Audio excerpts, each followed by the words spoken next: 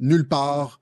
On avait la géo-ingénierie pour faire pleuvoir sur les feux de forêt, que c'était délibéré, que le gouvernement... Et là, je m'adresse aux journalistes qui nous écoutent, parce qu'il y a des journalistes qui nous écoutent, je le sais qu'il y a des journalistes qui nous écoutent. Comment ça se fait que vous ne posez pas la question au gouvernement alors qu'on tout le monde sait qu'on a de la géo-ingénierie? Il y a des compagnies qui proposent de faire de la pluie, là, comme Weather Modification International, je l'ai montré la dernière fois. On serait capable d'avoir une flotte de géo-ingénierie au Québec pour éteindre les feux de forêt. Tous les pays seraient capables. Pourquoi on le fait pas? Pourquoi on laisse brûler les feux? On est capable d'éteindre des feux rapidement. Ça, c'était il y a un siècle, en 1923.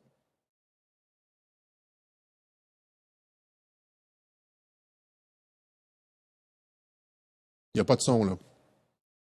C'est un film de 1923.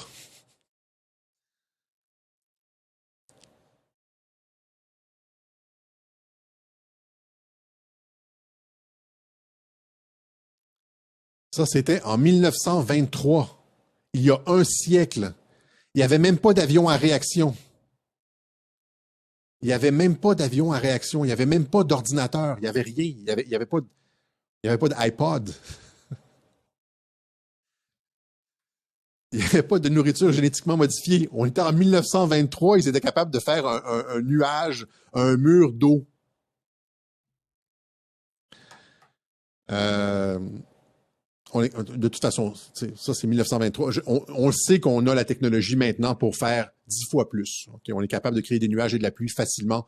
La question, c'est pourquoi ils ne le font pas. Et la raison, je l'ai expliqué dans le web journal, c'est parce qu'ils ne veulent pas que les gens sachent qu'on est rendu aussi loin que ça en technologie. Parce qu'après ça, si les gens comprennent la géo-ingénierie, ils vont se poser des questions sur tout. Là. Ça ouvre une boîte de Pandore. Si on commence à créer des nuages et ensemencer des nuages et faire tomber de la pluie pour éteindre des feux de forêt, là, les gens vont se dire, c'est comme presque de la magie, là. Pour le commun des mortels, c'est presque de la magie. Qu'est-ce qu'ils sont capables de faire